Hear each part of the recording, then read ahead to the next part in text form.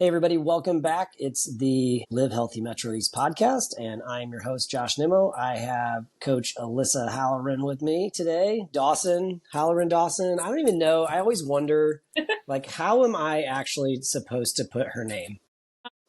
Is it a true hyphen? Yeah, I paid for it. Okay. Oh, you pay. Wow. I didn't even know you had to pay for things like that. So yeah. I think when my wife and we got married, this is not on topic to a health and fitness podcast, but we're just going to start there anyways. But my wife told me that she was just never changing her name again. It was just like, hey, listen, if this doesn't work out, I'm just never jumping through the hoops again. And I said, well, I think we're going to be okay. Yeah. And she agreed. But the hoops she had to jump through to change her last name was just like, she's like, this is awful. It is. And I was like, yeah, thank you that I didn't have to do it, I guess. But and I had no idea you had to pay for a hyphen. So you learn something new every day, even when you're not supposed to be talking about those things on a podcast. That being said, we've got Coach Alyssa with us, and we actually recorded this podcast 3 months ago, and we had a technical difficulty at the end, and it just got entirely lost in the ether of the cloud and the everything, right? So we just said using my voice for their own podcast. We just don't know where it is. Maybe, yeah. And to be honest with you, I probably could have figured out how to edit it. I'm sorry, I have a space heater on back here, and we're going to turn it off because I'm burning up. But I think it would have taken me longer to edit the thing than it was to just re-record the podcast. So here we are. We are re-recording our podcast. We have no idea really that we didn't study anything up. So this is really just a fresh new podcast because 3 months ago is like a lifetime ago. So I'm sure answers are going to change from here on out. But welcome, Coach. Alyssa does a lot of personal training for us, a lot of group classes. She's one of the founders of our Legends program at CrossFit Metro East, which is our 55 and older functional fitness program. She started that a little over 3 years ago, and it is flourishing. And we have an awesome group of people that are doing that. She is a new mom, been a mom for a little over a year now, and with her son Wilder. And she has chickens. And I think that's where I can start at.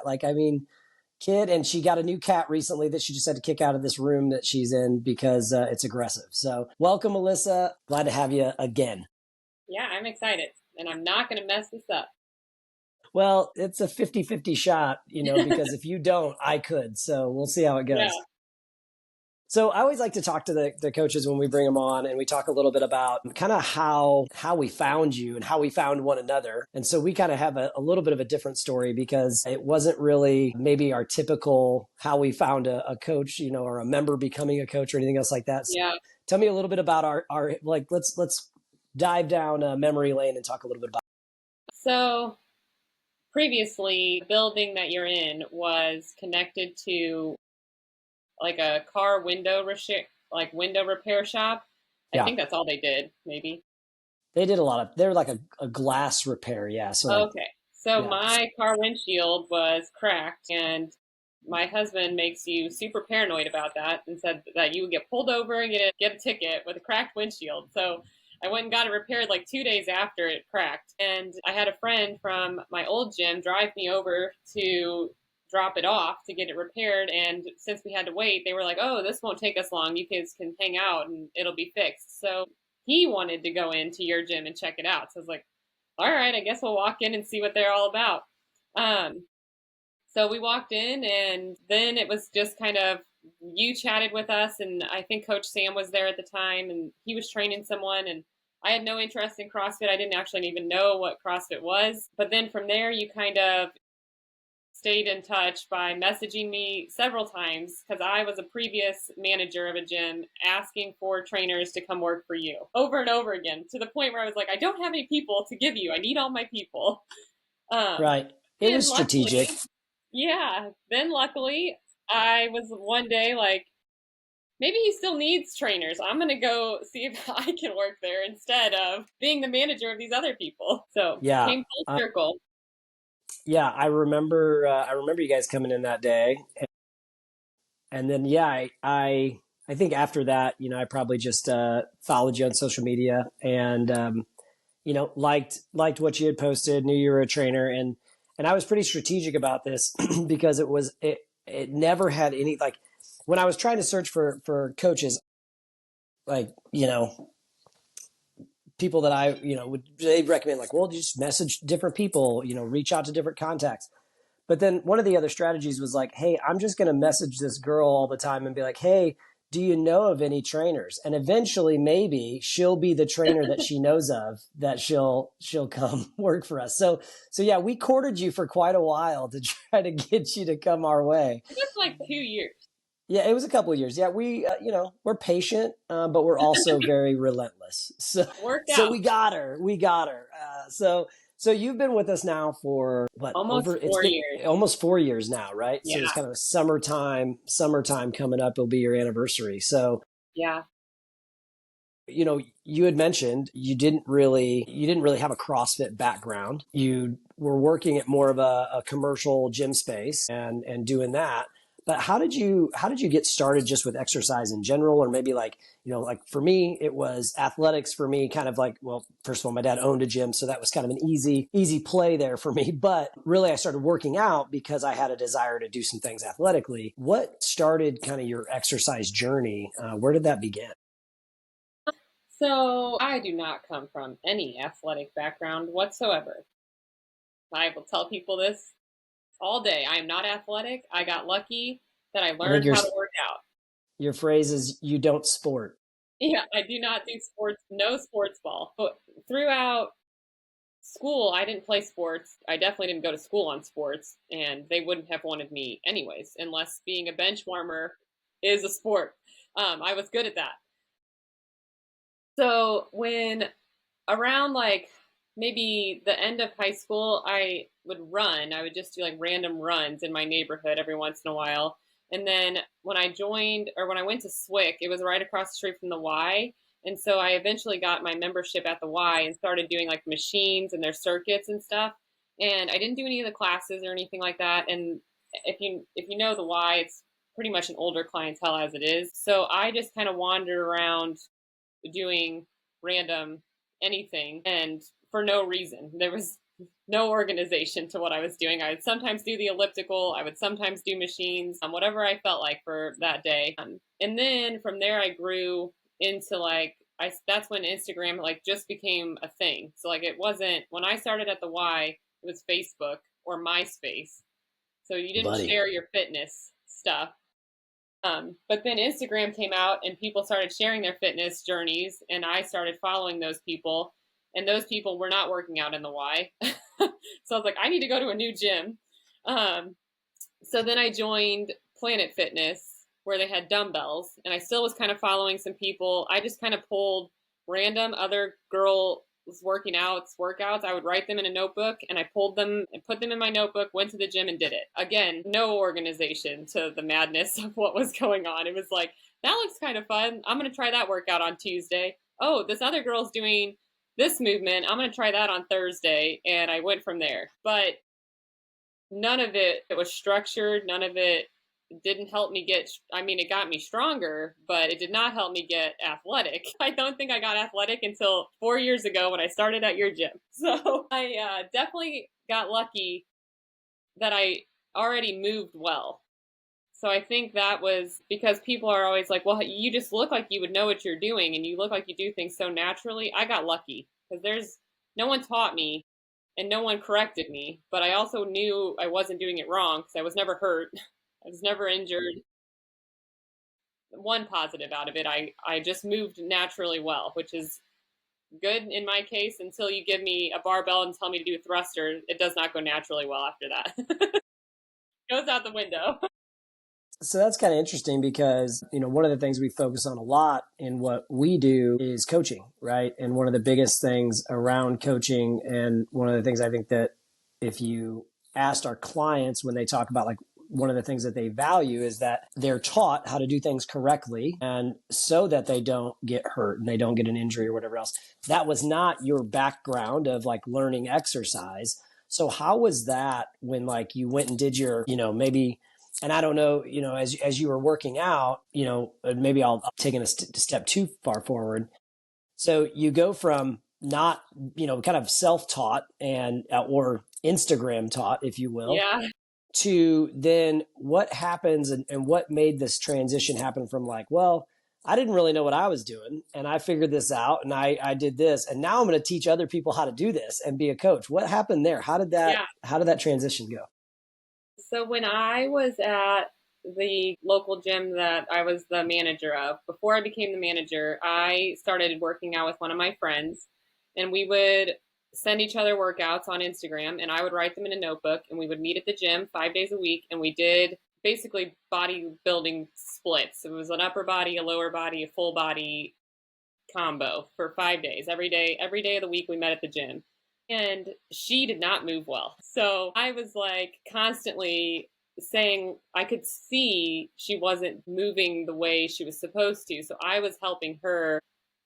And I guess I just figured it out how to coach and cue through her basically, because finally one of the managers came over one day and said that I'm not allowed to train people inside their gym. And I was like, I'm not training her. I'm like, we're just working out together. And he's like, you can't accept money from someone else out that because you don't work here, you cannot be getting paid. I'm like, I can get paid? Wait a minute. She's not paying me. I'm like, I'm doing this wrong. So he was like, if you're not getting paid, you need to come work for me and you need to get paid to do this because you do it very well. And I was like, no, I'm not athletic. You don't want me. I don't know what I'm doing. And then from there, he helped me get certified. So he recommended the certifications that I would need to then put what I kind of already knew into practice. So I started with, what was my first certification? Nesta. It was the cheapest one to get and the easiest one to pass. So I was like, okay, I'm going to do that. But then I was like, that certification was a waste. It was like, I didn't need to even take it. It was so easy. So I was like, well, I want to be a better trainer than this basic certification I just got. So then I went and got NASM, and that one was much harder. And that's very like detail oriented, and you have to know your body parts, the mechanics, all of that. So that was kind of like the catalyst to like make me become better at being a personal trainer. Because by then I was already training. I had clients, and I tell them still to this day, I'm like, you put your luck on or your eggs into a basket on a girl that was pulling workouts off Instagram for all of us to do together. So I'm like, thank you all for doing that and trusting me. And some of them, I have one client lost 65 pounds with me. So I mean, it must have worked. Instagram can help you, but I'm sure I could do it better now than I did off Instagram. Yeah, I mean, I'm kind of glad that you have more certifications than your Instagram credentials now. Yeah. So, that helps me on the insurance and liability side. So thank you. Right. But I think that's kind of a neat story because part of why I enjoy doing having these conversations with all of you is because each one of you have a little bit different background, right? And like if someone like from my high school, if you like found them on the street and be like, hey, did you know that Josh Nimmo owns a gym? They'd be like, oh yeah, that makes sense. Right.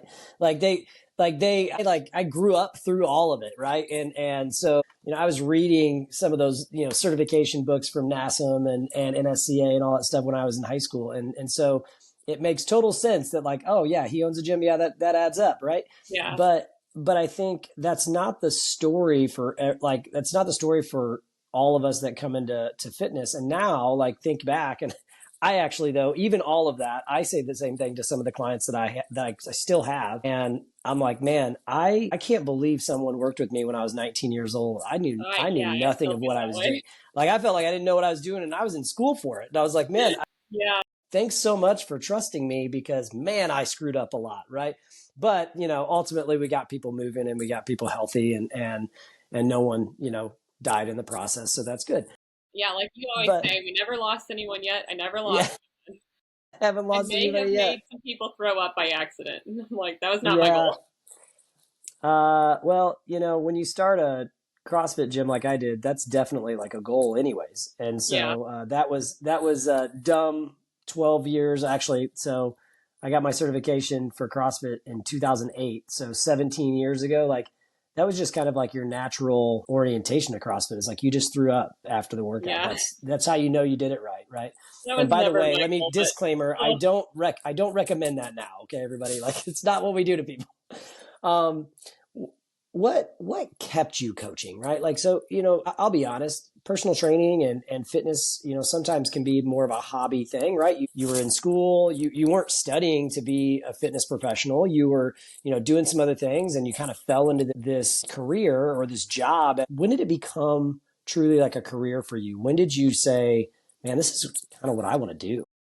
That's a good question. So when I went to college, I took some years off because my dad got really sick. So I went to SWIC, which is, if for people may not know, it's a 2-year college, just like a transition from high school into college career. You're supposed to get your gen eds out of the way.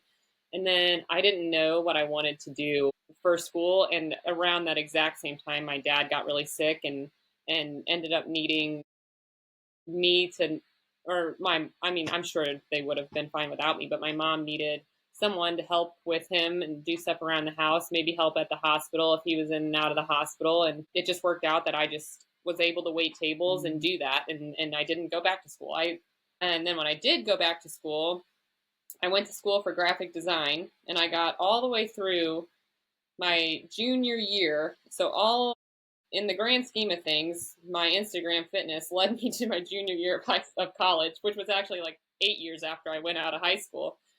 My junior year is when I started managing that club fitness. So junior year of college, I started managing the club fitness, and then I should have, and I'll tell people this, I should have probably dropped out of college then and saved myself like 10 to 15 grand. But instead, I stuck it out and graduated. So going to school for graphic design, it allowed for a lot of time to work with personal training clients, because the art classes are all usually in the evenings and pretty late, because a lot of those teachers or the staff work, they had regular jobs and they would teach in the evening. So I did a lot of personal training in the daytime. So 6 a.m. to like 4 p.m. I could coach or train people, and then I would go to school after. And then my junior year, I became the manager. And then my senior year, I graduated. I went to one graphic design interview and I hated it. I was like, this is horrible. This doesn't, they were like trying to sell you on that you get to play ping pong at the office. First of all, I'm not good at ping pong, so that didn't sell me. And they were like, and we have these comfy couches because you spend a lot of time here. I'm like, you really haven't sold me if I have to now live here too on these comfy couches. I was like, oh, I don't know. So I didn't go on any other interviews, and I just became a fitness manager at those gyms. And I trained, 8 to 12 people at a time. And it's such a cool experience to be a part of someone's fitness journey, because so many of those people are still friends of mine on Facebook, are still people that reach out to me when they do something in the gym, are still people that feel the need to message me when they've accomplished something or done something hard. And it might be someone that I only worked with for 3 weeks, 4 weeks, but up to, I've had several clients that I still train today. So we're going on like 6 years. But the fact that those people felt that I changed their life somehow, that's what helped me want to keep doing that. And that's what made me want it to be a career versus, sure, I could have maybe made that impact with graphic design, but not on the level of where you get to meet those people and actually get to know them. Because you're the middleman in graphic design. You're like the advertiser for it, but you don't get to actually meet anyone. So that's probably what really changed the career path for me. And then finding your gym and being able to do it kind of my way is even better. So, yeah. What do you, I mean, obviously, like you talked a little bit about having the connection and being a part of the journey for that person, but is that what you love about coaching? What is it that you love most about being a coach for people? What do I love most about coaching? I love spending the time you get with those people every single day, and like to be their person that some people, like, sometimes a personal training session can be a therapy session, can be maybe a relationship helping session, can be a I need to vent about my horrible day session. And I love that about personal training, that I get to be the soundboard for that person for that hour, and I might not even give any good feedback for whatever is going on in their life. But like just the other day, one of our clients is having some medical issues, and I was able to help them find, we knew neurology or vascular surgeons that I could send to them. So like those connections that I can make for people are such a big impact. because now I'm helping that person way further than just that 1 hour of our session. Now I've connected them to hopefully 3 other people that are going to help them even further. And another client having maybe some pelvic floor issues, I was able to send them to our pelvic floor recommendation people, and she's already got a session set up with them. I helped her by not even being there. I gave her a contact. She's able to go see another person and have just a better life, hopefully, on the other side of that session. I did that just in 1 hour by giving her a phone number. Okay. Like, that's awesome. I think you make a good point. I actually wrote something the other day and I haven't posted it yet, but I kind of made the statement around like, the credentials behind your name like mean nothing when it comes to like truly like taking care of people. Yeah, like NASM, no one cares. CF level 1, CF level 2, all of that's just garbage when it's like, okay, you added extra things, but what is it telling me that you can do for me? Right. And the reason it kind of popped up is because I was thinking through this. We work with college students coming out of college or in their last couple of years of college, and they'll work through an internship with us, and we've got one right now. And I think one of the greatest things we can do for those kids is to teach them the things that the book doesn't teach them. And while I believe education is important, while I believe that your certifications are important, I believe having knowledge and understanding, and don't get me wrong, like you have a lot of it, but how we really continue, like you're not talking about the weight loss, results that you got somebody. You're not talking about the progress they made on certain weights that they lifted or whatever else, right? You're talking about relational things, right? And I think that is a piece in our industry that if there's anything like newer coaches maybe come out in and don't realize is that the book doesn't teach you how to handle the husband or wife that's coming in and they're just stressed because their kid's failing sixth grade, right? Like you don't know how to work those things, and so it takes people, right? It takes a personal connection with those folks. I get to cheat because I get to see you do it every day, but I know you do a great job of that. And I think it's not surprising to me that those are the things that matter to you is having those opportunities to help people far beyond what they're doing in the gym.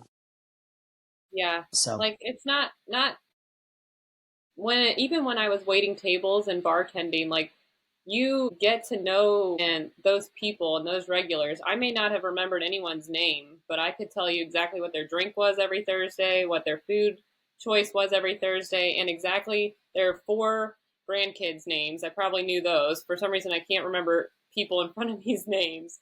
And then those people still to this day, even in that scenario, are friends with me and or have the connection with me because of how I helped them in those 2 hours in the evenings when they would come to eat dinner at our restaurant and stuff like that. Like that's different than telling someone how to fix their squat. Like you meet them on a different level for that. And then yes, I will also make sure your squat is good too. Like you're not going to hurt yourself doing that. Or I help you get stronger at deadlift or whatever your goal might be. Yeah, we focus on that. But at the same time, I do want to talk to you about your son who woke you up at 2 a.m. and didn't go back to bed on his own. And like, I want to talk about your, what's bothering, why you were stressed because of a doctor's appointment and stuff like that. Like that's so much more than I hope you lost the 2 pounds we wanted to lose this month. Like that's not going to help in the grand scheme of things.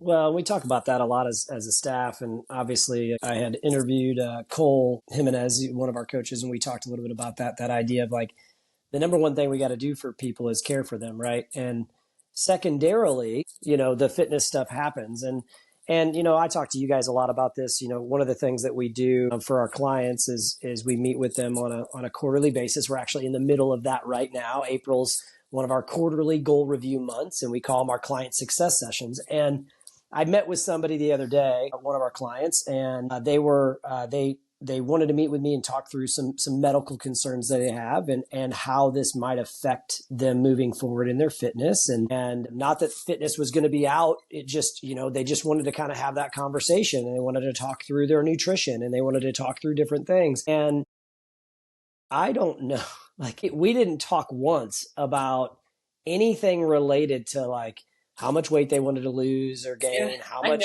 what their back squat was, or their deadlift, or what, what this other performance goal they had. We really just talked about, they wanted to be equipped going into the physician, and they wanted to have good questions for them, and they wanted to have some good answers for them. And so that's all we did. I think that it's one of those pieces that we talk a lot about that maybe people don't realize, is that, and you guys do this such a tremendous job of this, not only on the floor, but in the back end of things too, people don't see, is truly meeting people with where they're at, because this fitness stuff is great, right? The goals you have for your weight loss or whatever else. And, maybe you need to lose 100 pounds, and maybe that's really important, but along the way, life is going to happen.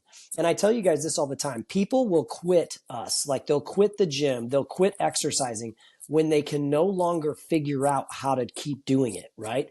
And usually the reason why they can't figure out how to keep doing it is life. Something in life happened that caused them to say, I don't know how I'm going to do this anymore. And the funny thing is, I'll circle back to even the week before last when I had a conversation with a client. They had injured themselves doing something. They were golfing, whatever else, hurt a knee. And they were like, hey, I'm just going to take some time off.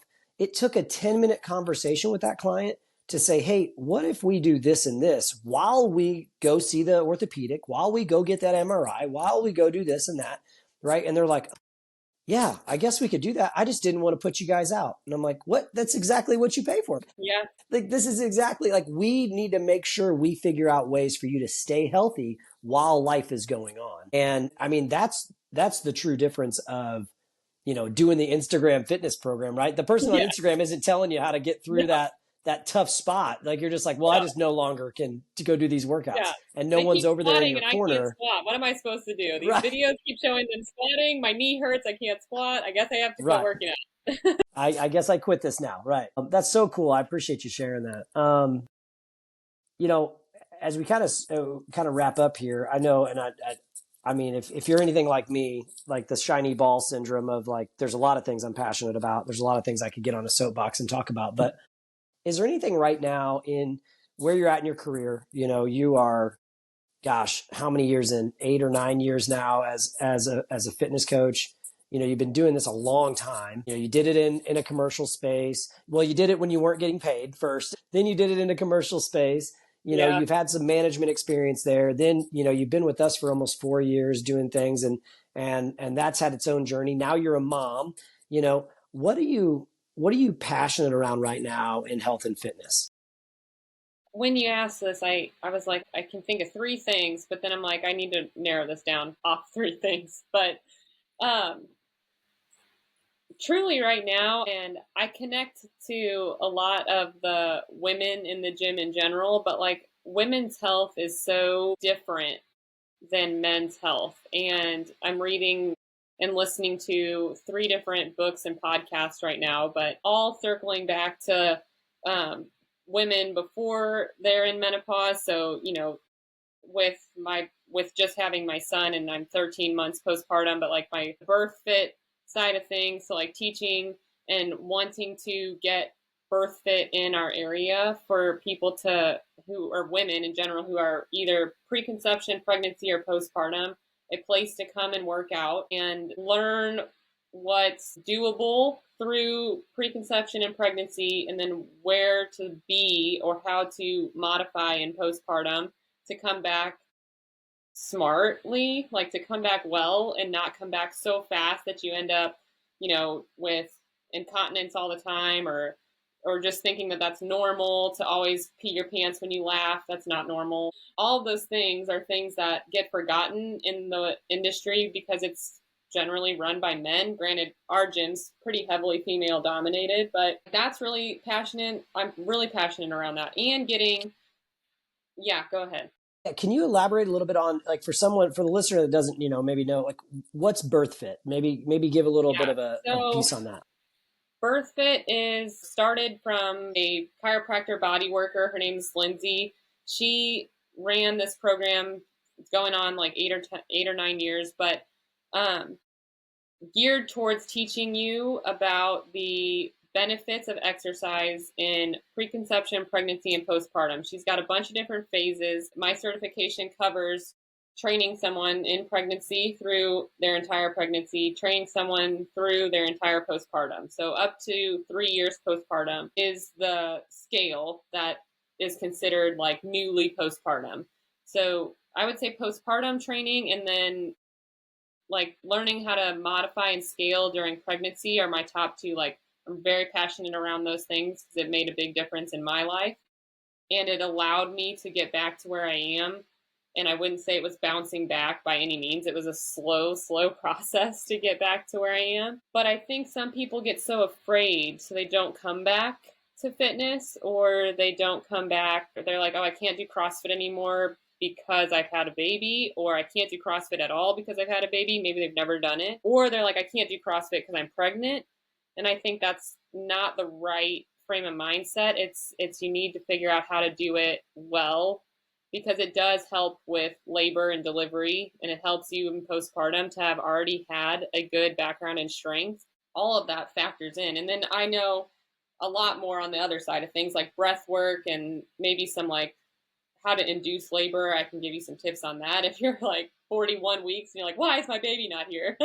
So I can help with a lot of that side of things. But I also think we need like a community for those types of people in that space to have a place to come and ask someone those questions, or even work out with other people that are in the same boat, because it's so hard to come back and be postpartum and like me, I'm the only one in the gym. It's like, well, no one really knows what I'm going through right now. When I say toes to bar really hurts my C-section scar, people are like, yeah, sure. Okay, whatever that means. No, it feels like it's going to rip in half, but it's fine. I'll be okay over here in the corner. So it's kind of nice to maybe build a community around people doing the same thing around the same times as you. So like that's what I'm super passionate about. And I want to get a program going for people who are maybe newly postpartum, and then maybe down the road some pregnancy classes going. Because I think parents or moms forget about themselves, and they're the last thing on the agenda. And then it's the end of the day and you've still done nothing for yourself. So finding a way to help women find that time and rehab well, to be able to do life with 1 kid, 2 kids, 5 kids, however many kids you end up having. You need to be able to do it really well and really strong, because kids just want to be carried or held or snuggled, and then you're carrying 3 of them at one time. You need to be strong to do that. Yeah, that's for sure. And I think you're spot on when it comes to, having a community that can support you during that time, because, I just know that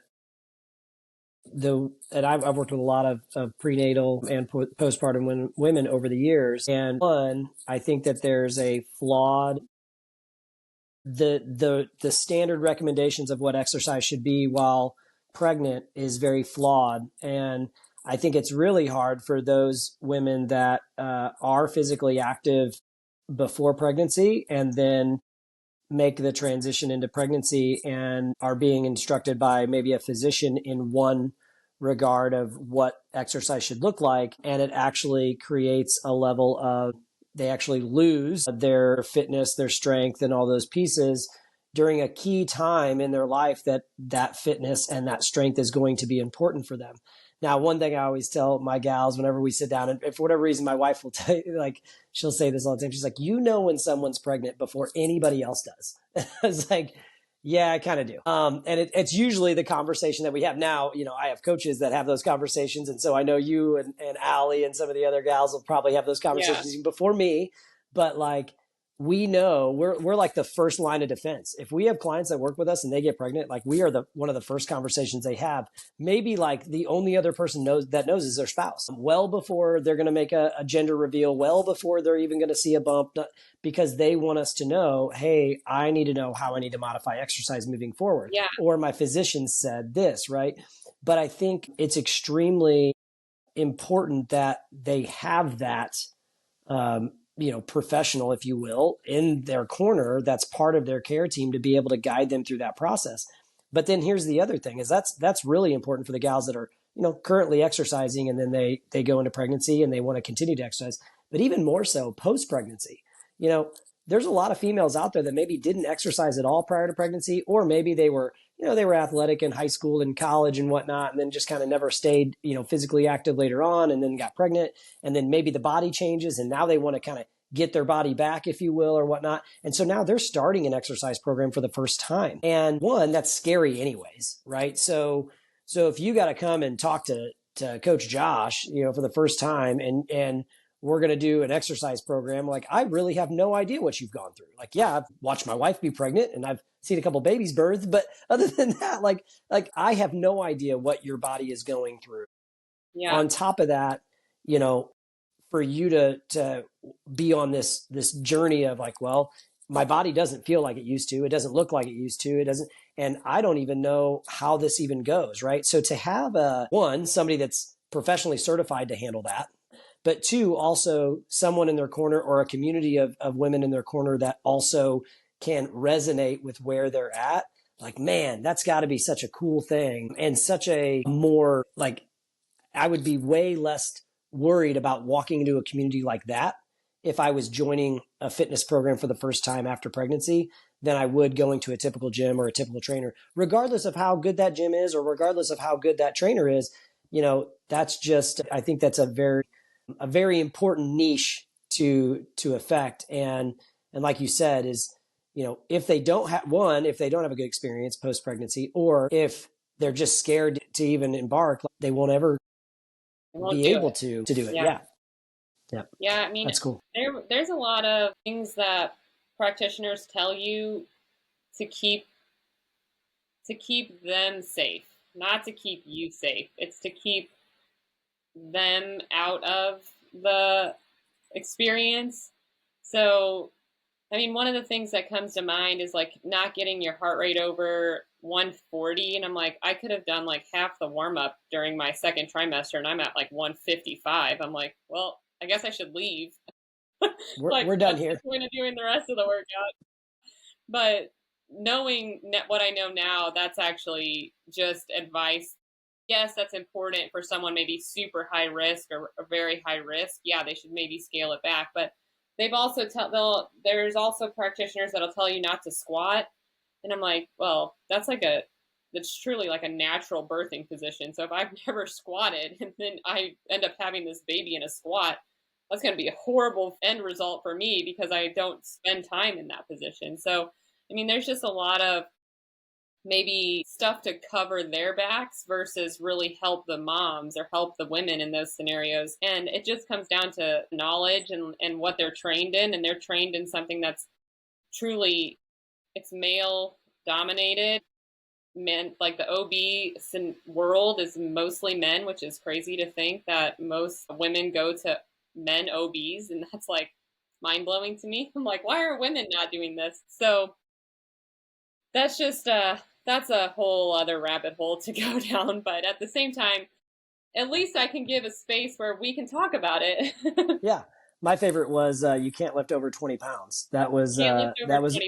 Yeah. That was one of the rules. Sure, I deadlifted 155 at like 8 months pregnant. So, well, the funny thing that always came out to me is like, okay, so you don't want this female to lift 20 pounds for the next 9 months, more than 20 pounds for the next 9 months. And then, like you mentioned, then she's going to go into motherhood having to hold an 8-pound baby, an 8-pound bag of junk that you have, her purse, I mean, I would struggle to hold on to that dang carrier. And I'm like, man, it's so awkward. It's out from your body. Like, they're like, oh, hold it this way. I'm like, it doesn't matter. It's just uncomfortable, right? But hey, by the way, don't lift more than 20 pounds for the next 9 months. You'll be perfectly fine when the kid comes out, right? I even said that whenever I went to leave the hospital. I said, I'm walking out of this hospital. I'm not being strollered out or wheelchaired out. And I carried him out. And I was like, technically he's over 20 pounds in this thing, but you just told me I can't carry this. Right. So Yep. who's going to carry him the rest of the day? Like, And when can I luckily start? he was small. He was tiny. So, Yeah. I mean, I got But lucky. and ours were small too. That carrier didn't matter. Like it's No, still the carrier, the kid, everything else, right? Yeah, that always cracked me up. And then the other piece too is like if you've ever seen a woman go through contractions and truly like push a baby, yeah, their heart the rate's best way thing over 140. that and the best thing I can relate that to is like a 1 rep max deadlift. Like that is a Yeah, 1 rep max lift. And she's gonna do it yep, countless times over this time in bunch labor. more times. Like I just don't know that I match up with the only lift 20 pounds. Thankfully, we've safely taken women through prenatal programs Yeah, far beyond, the 20-pound worry there, and we've been okay. So definitely. well, I know that this is an area you're really passionate around right now, and I know we got some things coming down the pipeline at Metro East that I'm excited about that we're going to be able to hopefully provide some of this community and some of this opportunity to women, prenatal, postpartum, to be able to have that supportive community, and I can't imagine anybody better to be able to run that program, and I'm excited for us to be able to do that. I'm excited. Well, Coach, this was great. We are going to hopefully be able to wrap this up and get the recording so everybody can see it and hear about it. But thanks so much for being with you. And to our listeners, if you have more questions or more interest in BirthFit or any of the prenatal or postpartum programs that Alyssa runs, definitely reach out to us and we'd love to help. And Coach, we'll see you in the gym. Thanks for coming on today. All right, sounds good.